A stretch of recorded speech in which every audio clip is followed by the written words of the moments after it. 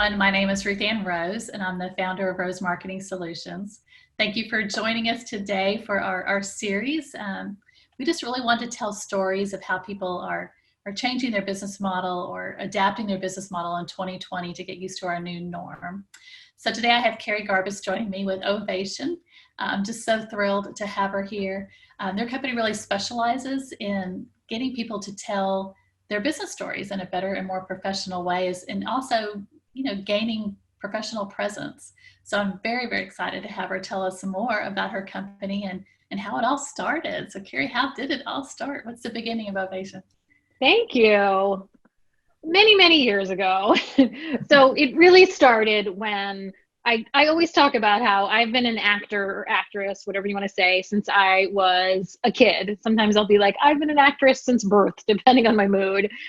But it started when I realized that actors have a lot to tell and help out with the business community.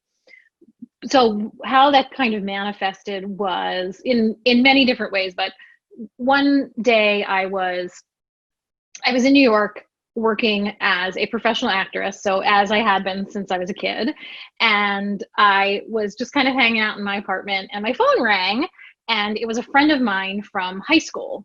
And Michael said, hey, I'm really close by your apartment. I'm at the Marriott Marquis, which is right in the middle of Times Square. And he said, I have to go give a presentation to this banker group. He was working for a bank at the time. And I have no idea what I'm doing. And I figured you did because you stand on stage every single night and know what you're doing. Can you come down and help me? And I was like, yeah, sure. I got nothing going on. Sure. So I walked down, the couple blocks, get to the Marriott Marquis, find him in the ballroom, and he's kind of aimlessly wandering around. I'm like, Michael, stop moving. Find where the brightest light is on the stage. Spend most of your time there, not all of your time, but come back there, in between your thoughts or in between your movement. And let's add a story into your introduction. Let's shorten this up a little bit. So we did a little rehearsal. And he said, oh, okay, this is great. I'm feeling much better. Why don't you go hang out with me in the green room, which was really just a conference room, with the other speakers. And after I'm done, I'll take you out to dinner. And when you're an actor, free dinner is it. That's the best payment you can possibly get. So I'm like, sweet, yes, I'll go hang out. So I go in the conference room, and there's 6 other guys sitting there, and all of them are getting ready for their presentations. And one guy is pacing back and forth really quickly, looking at his notes, saying his stuff out loud, sweating already. Another guy was sitting at the table, just staring at the ceiling, kind of moaning, which I think he was getting ready for I assume he's getting ready for the presentation. But most shocking was a guy standing in the corner throwing up into a trash can. And nobody seemed to be concerned, of course, except for me. So I go over and I'm like, sir, and I do the mom rub on the back. Oh, no. I'm like, sir, are you okay? And he's like, he turns around and he goes, oh yeah, this is what I do before every presentation. I'm like, what? And all the guys are like, yeah, that's what he does before every presentation. And to me, that was quite shocking. And I started to ask all of them, okay, well, how did you guys get ready for this event? Where did you start working on? When did you start working on your content? How do you start rehearsing? Did you say it out loud? And everything they were telling me was so counterintuitive to what I knew to be productive as an actor to get ready for things. I thought, oh, I wonder if actors have good things to share with business professionals. And that was when the idea of my company was born. I went out, I got some business experience. I saw how we could apply all of the stuff we do as actors to the professional business world, and thus Ovation was born. That is amazing. Well, to be in the right place at the right time with the right attitude, right? Yes. That's yes. Fantastic. And so it's still, we're 9 years in, and it still holds true today. And every single coach, facilitator, trainer, anybody you interact with on the training side at Ovation is a professional actor. So I was able to employ my friends, my colleagues, and sustain them, give them a job so they could thrive in between their gigs, We've got theater actors, we've got movie actors, television actors, all sorts of different skill sets there. And this is what keeps them busy in between their gigs. And it's a really nice fit to be able to offer these skills, model this behavior for business professionals. That is amazing. Well, and I know through talking to you, you've been to some pretty nice locations too, as far as being able to teach people and train. Yes, that is the wonderful thing, that the in-person training has happened globally. We're training in multiple languages now, which is pretty, not me, but other people are training in multiple languages. I'm English only. Other people are training in multiple languages, and we've trained in so many different cultures and all over the world. And one of the things that we really love to do, and this takes us to a lot of interesting places, is we get speakers ready for conferences.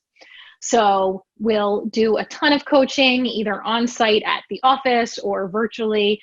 And then we get to go to the conference, rehearse with them there. So just like I did with Michael on that stage on the Marriott Marquis, we'll stand with them in conferences across the globe and be like, no, dude, your light is here, stand here, rehearse with them, give them a high five as they walk on stage, and we'll get to see beautiful cities, as well as watch our speakers, like our child going off to play the big game, right? We get to watch the speakers in the back of the room, and then even debrief with them afterwards. So it's a real soup to nuts experience, and a wonderful opportunity for us to see other places in the world. Yeah, I think that's great. And then of course, obviously 2020, things are a little different now.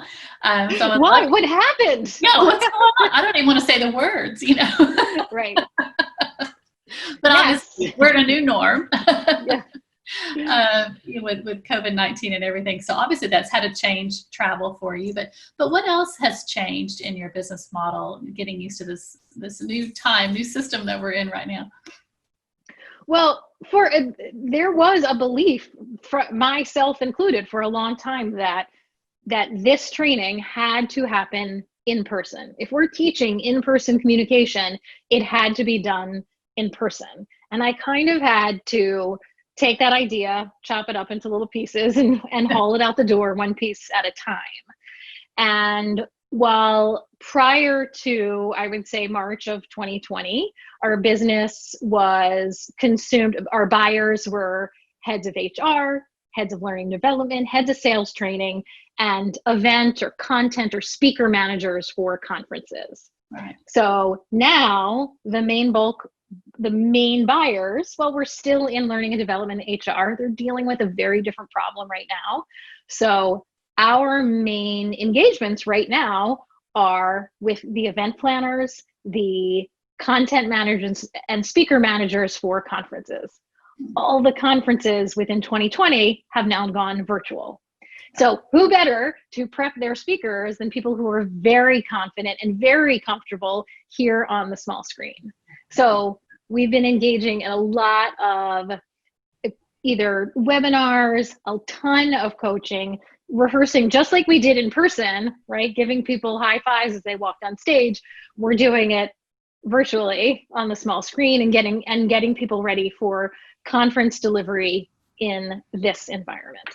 Gotcha. So it's kind of to borrow your pun from an earlier conversation, that's a great restage of 2020, right? It is a great restage. So the reason so everybody's been saying, pivot's the word, right? That's the word that we've been hearing. And as an actor, as a dancer, I think of a pivot is you're pivoting in a different direction, a completely different direction. And that's not what we've done at all. And I'm thinking of it more as a restaging. Right. So when you're in a musical, as I did and still do musicals my entire life, if a number isn't working, if something just isn't gelling, if the audience isn't seeing what the director wants it to see, they'll come in and restage the number. Or if somebody gets hurt and we can't get the understudy there in time, we'll quickly restage the number to maintain the artistry and the excitement and the beauty of the number without compromising the experience of the audience. So essentially that's what Ovation did. We simply restaged with the buyers who were not engaging, right? Our audiences who were not consuming our stuff, and restaged to make speaker coaching for conferences front and center. Well, Kerri, obviously the skills that you teach with business presence and storytelling are always timely and important. But can you speak to that more about why in the business setting storytelling is so important and how critical those skills can be? Absolutely. Storytelling is this wonderful tool that all of us use all the time. And it's not always refined, but we're using it and conveying information in storytelling every single day, whether you know it or whether you like it or not. And it's also how you consume information. And what happens to your brain when you hear a story makes the information so much more sticky, for lack of a better term. Right. And so within the business environment, storytelling is critical. It's critical for audience engagement. It can up your credibility really, really quickly. It can change the mood of the environment. Let's say you're leading a team meeting, something goes down a negative rabbit hole, right? We want to reframe and restage, if you will, the mood of the meeting. We can throw in a story. It's a wonderful mood changer. It's an awkward moment filler, which is fantastic and certainly happens all the time in business, and way better than talking about the weather. And it's a great way to introduce yourself versus, hi, I'm Kerri from Ovation and we do communication skills training. Way more interesting for you, audience, to hear a story about how my friend Michael's coworker was throwing up in the corner. Well, Kerri, we are in a challenging time right now, obviously. So what is your go-to for motivation? Where do you reach out to get reinstilled when you need to refill your tank, so to speak? It is indeed a challenging time and a unique challenging time. And I've always prided myself, as I created the business from day one, was that I made a decision to surround myself with people smarter than me. And when I say smarter than me, I'm stronger in skill sets of which I don't have.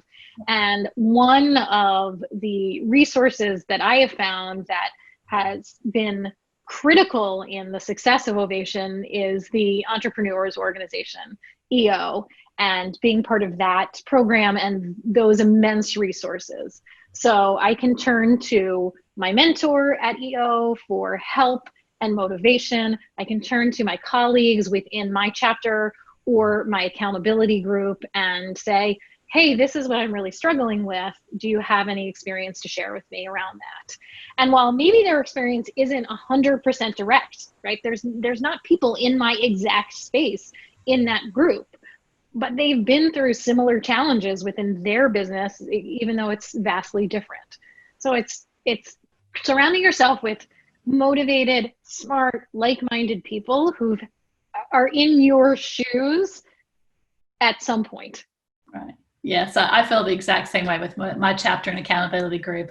They certainly meant a lot to me and really helped to shore up my skills and my enthusiasm and confidence in this time. So I'm very thankful for EO as well. How would a company reach out to you then? So if someone says, look, we're getting ready for a big conference, we've got lots of people here who've got fantastic information to relay, and we know that facts tell, but stories sell.